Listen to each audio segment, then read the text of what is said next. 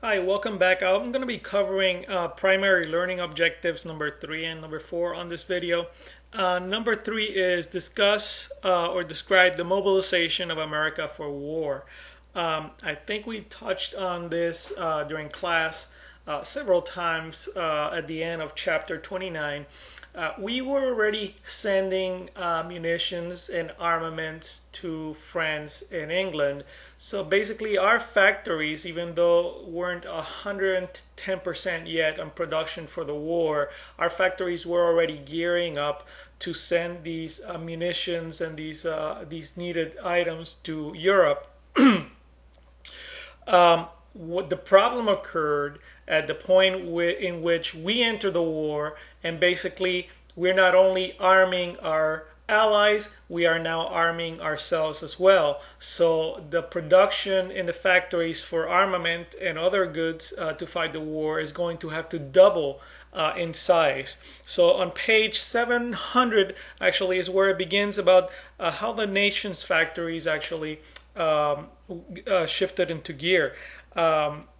There was a creation of a civilian council for national defense to study the problems of economic mobilization. Basically, what this council did basically was trying to orchestrate a way in which to get raw materials to the factories more efficiently. For example, if you're actually making bombs and tanks and things that require steel, for example, what's the best way to actually get the steel from the steel mines, from the coal mines, the iron mines, and to the steel processing, and then to the factory to be turned into these items for the war.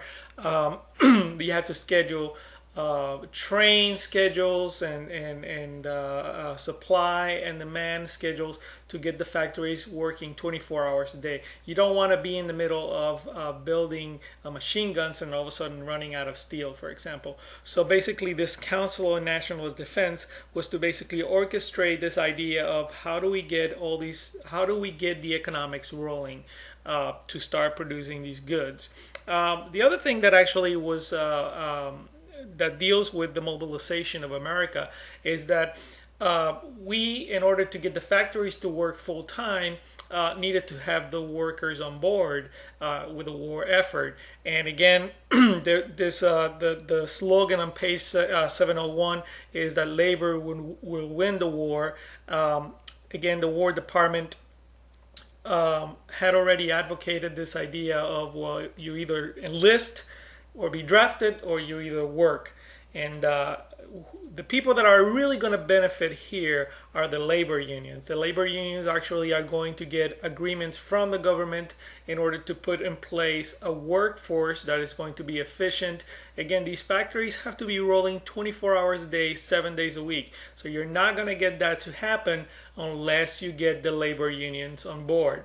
So it was imperative for the government to actually get the labor unions on board the war effort. For example, one of it says here, fortunately for the Allied cause, Samuel Gompers, the president of the American Federation of Labor, actually jumped on board with the war effort right away. So that was half of the battle won there. They actually needed something in exchange. I mean, if labor wasn't just going to jump into the fray without getting something in return. So basically, the government agreed to suspend the illegal tenants that they had actually set into place, illegal strikes and things like that that they had actually put into work. The government had actually put into place. However, not every labor union actually had jump into the bandwagon of the war.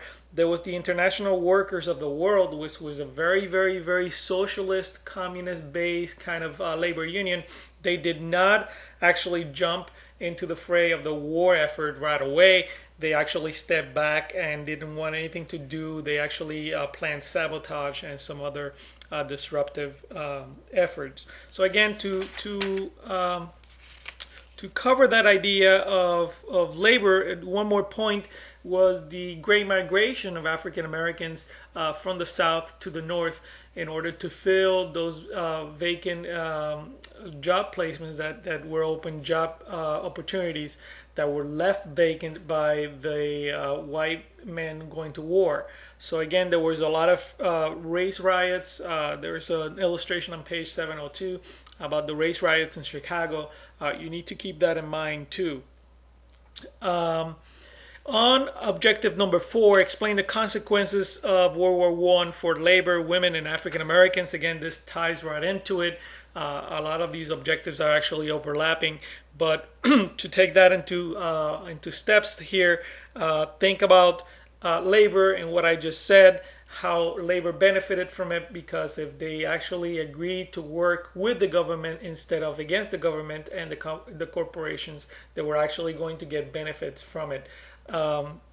Women, actually on page 702, starts talking about suffrage, and the women's suffrage movement was actually put on hold until the war effort was over. So basically the women who were all for their voting rights and they were protesting and demonstrating for the voting rights actually put their effort of suffrage on hold until after the war. And this was actually an agreement within the suffrage movement organizations to actually stop their efforts to get the vote until after the war. Congress actually, and again, these organizations don't do things in order just to help the government. They need something in return. And Congress, actually on page 703, it says how Congress affirmed its support for women in their traditional role as models as they passed the Shepherd-Towner Maternity Act of 1921. This is later on.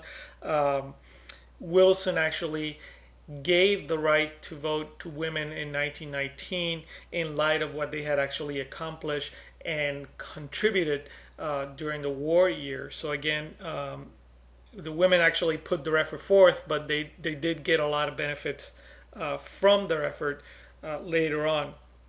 And again, that's on page 703.